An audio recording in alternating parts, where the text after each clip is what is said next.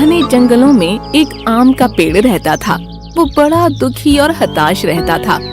एक दिन घनी झाड़ियों के बीच से उसे किसी के आने की आहट महसूस हुई।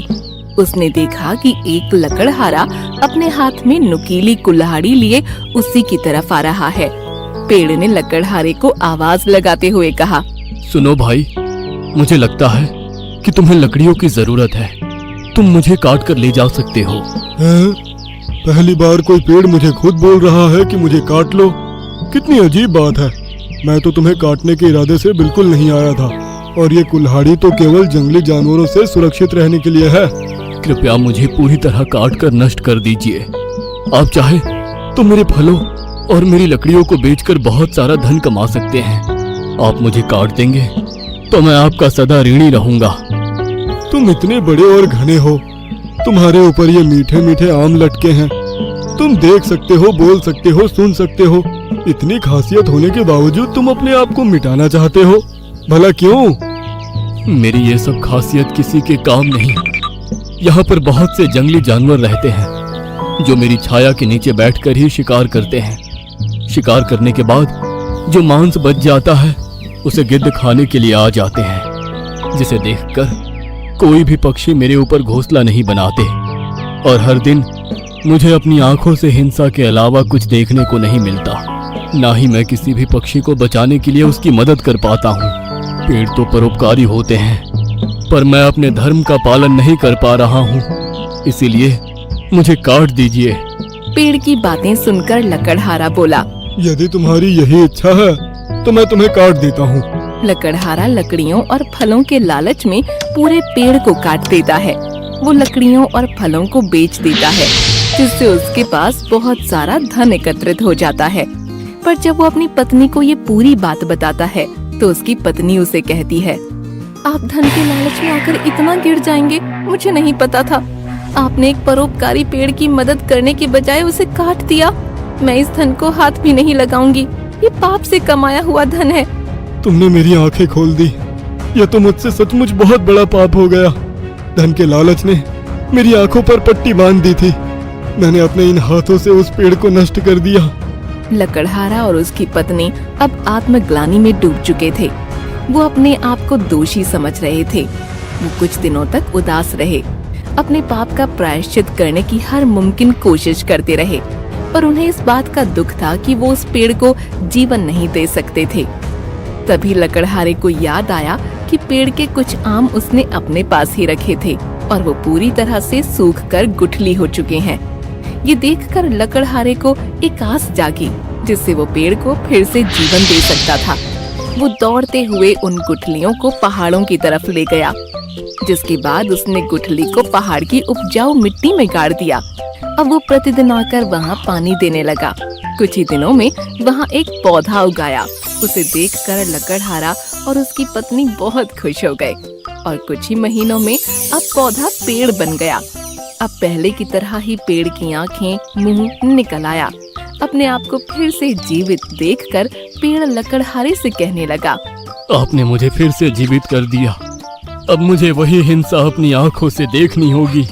ये सुन लकड़हारे ने पेड़ से कहा, अब तुम्हें किसी भी तरह की हिंसा देखने को नहीं मिलेगी। मैं तुम्हें पहाड़ों पर ले आया हूँ। अब यहाँ पर दूर दूर तक कोई जंगली जानवर नहीं है, और यहाँ पर बहुत सारे पक्षी भी हैं जो हर पल तुम्हारे मित्र बनकर तुम्हारे साथ रहेंगे, और बदले में तुम उन्हें यहाँ से खड़े होकर हर इलाके के मौसम की जानकारी देना। पेड़ ने लकड़हारे को धन्यवाद दिया। लकड़हारा और उसकी पत्नी भी अपने पाप से मुक्त हो चुके थे। बहुत पुराने दिनों की बात है। एक घने जंगल में दो पेड़ आसपास खड़े थे। एक था आम का पेड़ और एक था बादाम का पेड़। आम का पेड़ स्वभाव से हंसमुख और विनम्र था। वह चिड़ियों को अपनी शाखाओं पर बैठने देता, घोंसला बनाने देता और ताजे रसीले आम खाने को देता। वह चलते मुसाफिर को शीतल छाया देता और आंधी आती तो डट कर खड़ा रहता। परंतु बादाम का पेड़ बिल्कुल भी उदार नहीं था। वह हमेशा अपनी शाखाओं का ख्याल रखता था। वह बहुत अधिक अभिमानी था कि वह ज्यादा ऊंचा है और ज्यादा हरा भरा भी। उसने कभी भी किसी पक्षी को अपने ऊपर बैठने नहीं दिया। जो कोई भी उस पर बैठने की कोशिश करता उसे वह उठा देता। एक दिन कुछ पक्षी बादाम के पेड़ के पास आए। बादाम का पेड़ बोला, ए, दफा हो जाओ, वहाँ उस आम के पेड़ के पास जाओ। तुम सब मेरे टहनियों पर बैठकर मुझे खराब कर रहे हो। तभी आम का पेड़ बोला, वो पक्षी केवल घोंसला बनाना चाहते हैं। वो पक्षी बहुत ही सुंदर है और बहुत सुरीले गीत गाते हैं। पता है, सब उबाऊ गीत बेसुरी आवाज में। बादाम का पेड़ आगे बोला, अब सुनो, मैं किसी को अपने पत्तों से पास आने नहीं दे रहा। वो मेरी सुंदर टहनियों को बिगाड़ देंगे। तुम उन्हें अपने ऊपर बैठने दो। वैसे भी मैं छोटे वृक्ष के मुंह नहीं लगता। दिन गुजरते गए और आम के पेड़ के बीच और बादाम के पेड़ के बीच कुछ नहीं बना रहा। आम का पेड़ सभी पक्षी से खुशी खुशी रहता, तो बादाम का पेड़ किसी से बात भी न करता। एक दिन मधुमक्खी का झुंड उस पेड़ के पास आया। रानी मधुमक्खी ने बादाम के पेड़ को देखा और उसे वह छत्ता बनाने के लिए पसंद आया। वह बोली, अरे वाह, यह पेड़ तो मजबूत और सुंदर है।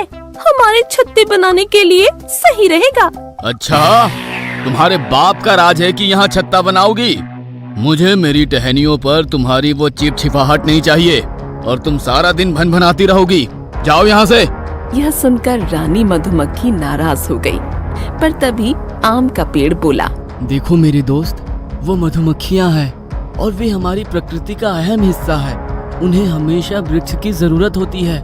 यदि हम एक दूसरे की मदद नहीं करेंगे तो प्रकृति का संतुलन कैसे रहेगा? तुम मुझे भाषण मत दो। अगर तुम्हें प्रकृति का इतना ही परवाह है तो तुम उन्हें छत्ता बनाने दे दो और मुझे ज्ञान देना बंद करो, समझे? बादाम का पेड़ गुस्से से बोला। यह बात सुनकर आम के पेड़ को बहुत दुख हुआ, पर उसने कुछ न कहा। उसने मधुमक्खियों को अपने पास बुलाया और उसकी टहनियों पर छत्ता बनाने को कहा। इस पर रानी मधुमक्खी बोली, तुम कितने दयावान हो आम, हमें तुम्हारी टहनियों पर छत्ता बनाना पसंद आएगा। फिर मधुमक्खियों ने अपना छत्ता आम के पेड़ पर बनाया और वहां रहने लगी।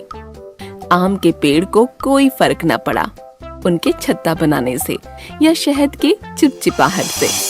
दूसरी ओर बादाम के पेड़ ने उसके पास कोई भी आता उसे भगाने लगा, उन पर डांटने लगा। बेचारे पक्षी उसके पास जाने से भी डरने लगे। कुछ दिनों बाद एक लकड़हारा जंगल में आया। उसे घर बनाने के लिए लकड़ी की जरूरत थी। उसने आम के वृक्ष को देखा और उसे काटने का फैसला किया, पर अचानक उसकी नजर पेड़ के ऊपर मधुमक्खी के छत्ते पर पड़ी। बाप रे, इस पेड़ पर तो मधुमक्खी का छत्ता है। मधुमक्खियाँ मुझे डंक मारेगी अगर मैंने इस पेड़ को काटा तो। नहीं, मुझे कोई दूसरा पेड़ खोजना पड़ेगा। लकड़हारा खुद से बोला। फिर उसकी नजर पास ही खड़े बादाम के पेड़ पर पड़ी। उसे वह बहुत पसंद आया। अरे, ये पेड़ तो आम के पेड़ से भी ऊंचा और मजबूत है। इसकी लकड़ियों से मेरा घर बहुत मजबूत और टिकाऊ बनेगा। चलो, इस पेड़ को ही काटता हूँ। और इस तरह लकड़हारा बादाम के पेड़ को काटने लगा। बादाम का पेड़ रोने लगा।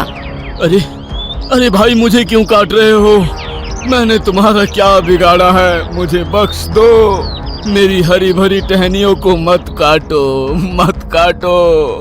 यह कहकर बादाम का पेड़ रोने लगा। आम का पेड़ सब देख रहा था। उसने मधुमक्खियों को पास बुलाया। सुनो मधुमक्खियों, बादाम का पेड़ खतरे में है, हमें उसकी मदद करनी चाहिए।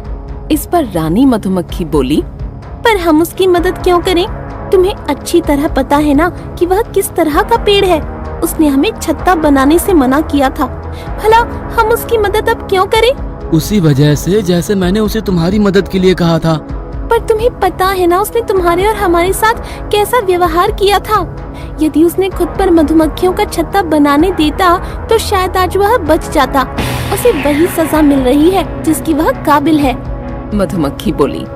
ऐसी बात नहीं है रानी मधुमक्खी। किसी ने तुम्हारे साथ बुरा व्यवहार किया है, इसका मतलब तुम्हें भी उसके साथ बुरा व्यवहार नहीं करना चाहिए। ये जंगल हम सबका है। हम उसे इस हाल में नहीं छोड़ सकते, जबकि उसे हमारी मदद की जरूरत है। आम का पेड़ बोला। तुम सही कह रहे हो दोस्त, हमें बादाम के पेड़ की मदद करनी होगी। रानी मधुमक्खी बोली। और फिर क्या था? रानी मधुमक्खी ने सब मधुमक्खियों को बुलाया और सारी मधुमक्खियां छत्ते से बाहर आ गईं और लकड़हारे की तरफ उड़ चलीं। वह उसके कानों के पास और आंखों के पास गुनगुनाने लगी। अरे अरे, मुझे कुछ दिखाई नहीं दे रहा है और कुछ सुनाई भी नहीं दे रहा है। मुझे यहाँ से भागना होगा। ये मधुमक्खियाँ मुझे डंक मार रही है। भागो! और लकड़हारा वहाँ से भाग गया। लकड़हारे के जाने के बाद बादाम का पेड़ अपने व्यवहार पर बहुत शर्मिंदा हुआ। मैं बहुत शर्मिंदा हूँ मधुमक्खियों। मेरे इस तरह की व्यवहार के बावजूद तुमने मेरी मदद की। मुझे माफ कर दो। हमारा धन्यवाद न करो बादाम, उस आम के पेड़ को शुक्रिया कहो। तुम उससे कभी सही से बात नहीं करते, पर उसने हमें तुम्हारी मदद करने को कहा। उसको शुक्रिया कहो। रानी मधुमक्खी बोली। आम भाई, मुझे माफ कर दो। मैंने तुम्हारे साथ बुरा व्यवहार किया। मैंने अपनी गलती जान ली है। हम सभी में अच्छे गुण हैं। मैं कभी घमंड नहीं करूंगा और किसी की बेइज्जती भी नहीं करूंगा। मुझे माफ कर दो। बादाम का पेड़ रोने लगा। बादाम के पेड़ ने सबक सीख लिया था। उसके बाद वह सब पक्षियों की मदद करता। आम का पेड़ और बादाम का पेड़ अब सच्चे दोस्त